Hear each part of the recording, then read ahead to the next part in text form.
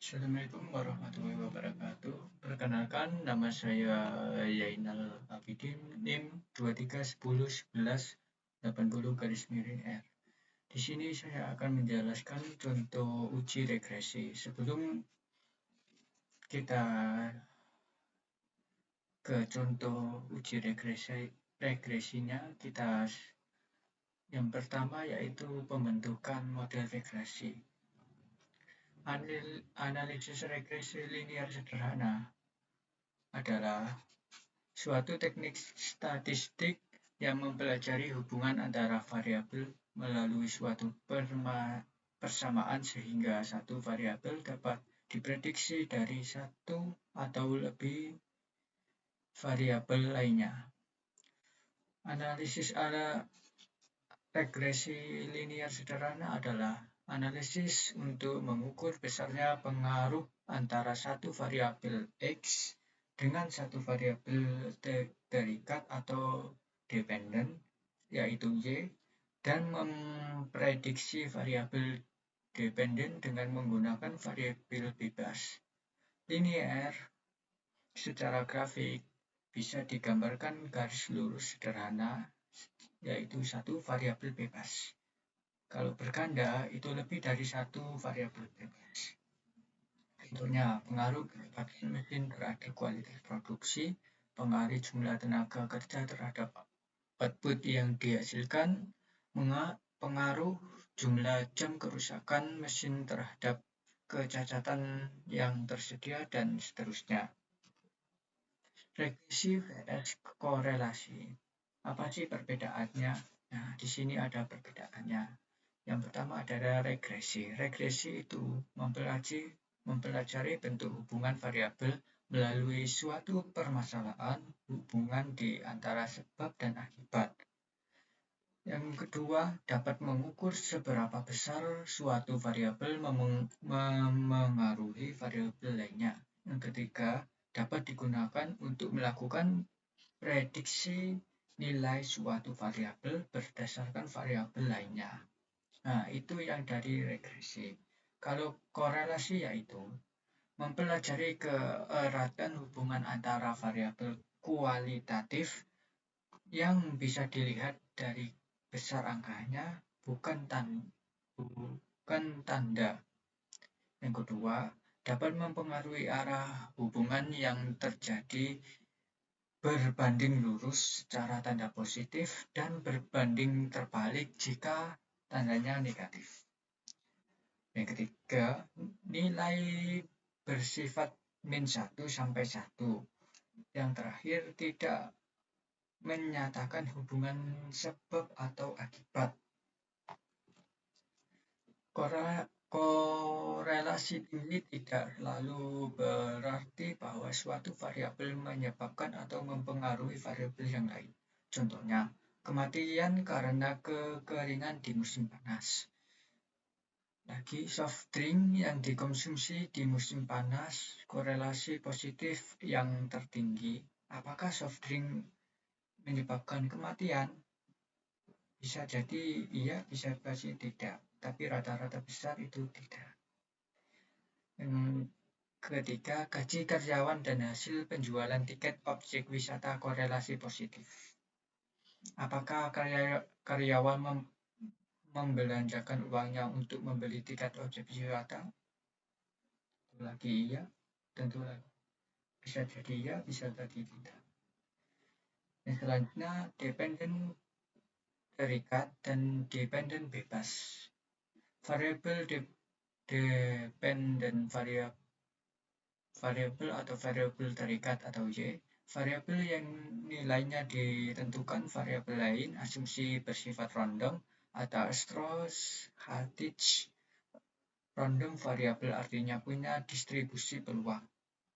Independen variabel atau variabel bebas atau X, variabel yang nilainya ditentukan secara bebas atau variabel yang digunakan memengaruhi variabel terikat, asumsi bersifat fix atau non-stochastic. X data kualitatif atau kontinu, data kuantitatif atau kualitatif atau kategori. Di sini ada konsep dasarnya yang suatu nilai X tertentu akan dapat banyak kemungkinan nilai Y. Y terdistribusi mengikuti peluang tertentu, distribusi normal, dengan nilai rata-rata E atau dari burung Y dengan nilai variabel O kuadrat tertentu. Nilai rata-rata E diasumsi berupa SCR sistematik mengikuti perubahan X yang digambarkan dalam bentuk garis linear atau menghubungkan nilai rata-rata Y untuk tiap X menjadi kurva. Jika garis lurus maka regresi linear. Nilai variabel O2 pada tiap X akan sama untuk nilai X tertentu seperti apa keragaman Y. Selanjutnya tahap analisis regresi. Identitas yang membentuk model eksplorasi data dan identifikasi pola hubungan antara variabel.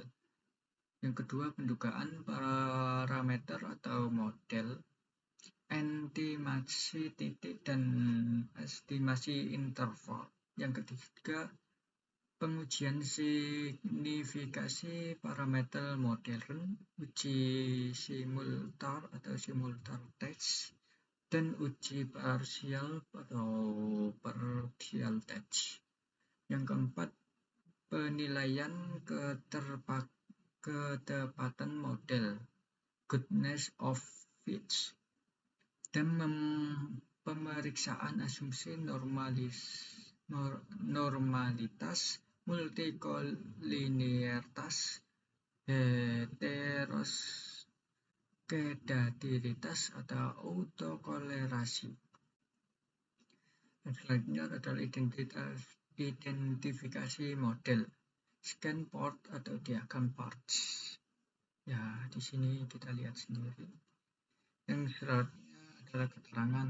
Pernyataan titik polar atau data tersebut terlihat mengelompok di situ. Ini keterangan-keterangannya dan tujuannya. Yang selanjutnya adalah model regresi linear sederhana atau LS. Model yang hanya melibatkan satu variabel bebas X, yaitu Y, Y. Nah, di sini sudah dijelaskan semuanya. Yang selanjutnya asumsi ini. Nah, pendugaan parameter ini, model OLS-nya ini dugaan titik dan OLS untuk B0 atau B1. Selanjutnya adalah contoh yang saya unduh dari karya ilmiah ini dari Muhammad Irsyad Elvi Murtaja dan Siti Nur Aisyah. Nah, ini judulnya latar belakang media distribusi dan pengungkapkan risiko keuangan, bukti dari Indonesia. Jurnal ilmiah akuntansia. Nah, ini semua bisa dibaca dan diunduh. Saya akan memberikan contohnya dari metode penelitian ini. Nah, di sini sampel yang digunakan dalam penelitian ini meliputi seluruh perusahaan yang tercatat di Bursa Efek Indonesia selama periode 2010 sampai 2021. Di sini sudah tersampel dari ini sudah dari penelitian. Yang pertama, tabel 1 pemilihan sampel. Nah, di sini bisa dibaca total populasi yang diamati oleh peneliti dari 2010 sampai 2020 sebanyak 10.016 orang.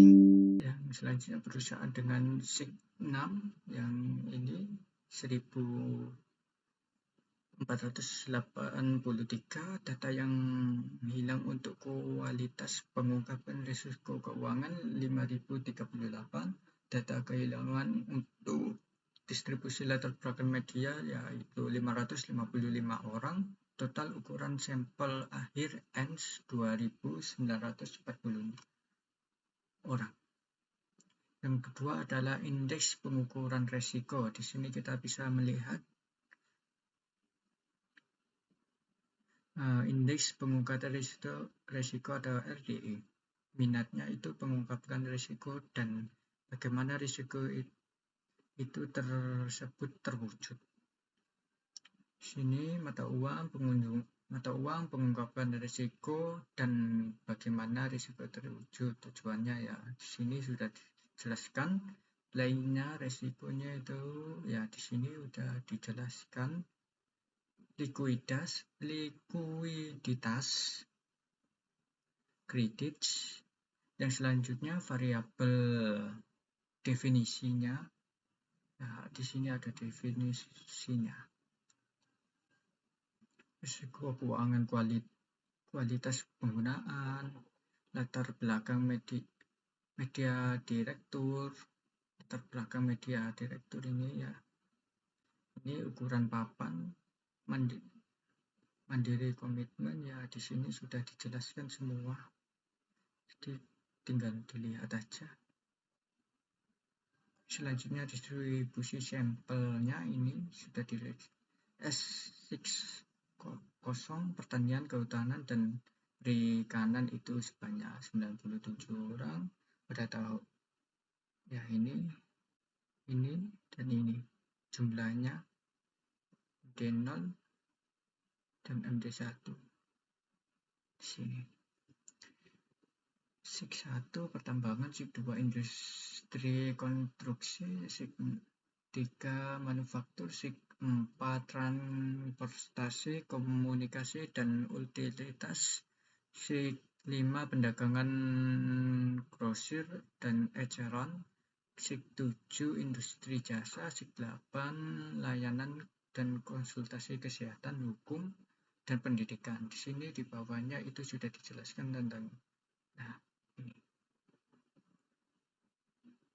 ini sudah dijelaskan di sini. Selanjutnya statistik deskripsi. Nah, di sini adanya FX ini rata-rata minimum median asumsinya ada di sini. Selanjutnya korelasi matriks. Nah, di sini sudah dijelaskan ini. Nah, tinggal dibaca-baca. Yang selanjutnya yang ketujuh, hasil regresi latar belakang media Dewan Direksi terhadap pengungkapkan risiko keuangan. Nah, bisa dilihat ini pendapatan, ukuran FX, laba bersih, tingkat 2, kehilangan kontraks, nah, distribusi FS tahunan ya di sini.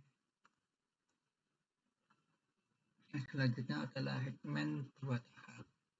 Tahap pertama dan tahap kedua, tahap kedua. Nah, ini. Pertama, kedua. Yang selanjutnya adalah berdasarkan tempat dasar atau CEM, panel A, panel B. Yang terakhir adalah analisis tambahan CEO, CVO, dan COO latar belakang media. Di sini sudah dijelaskan. Itu yang terakhir ya. Nah, sudah daftar pustaka. Terima kasih telah. Mohon maaf kalau ada kurang dan salahnya. Sekian dari saya, Yainal Abidin, NIM 23101180 materi statistika kelas M4.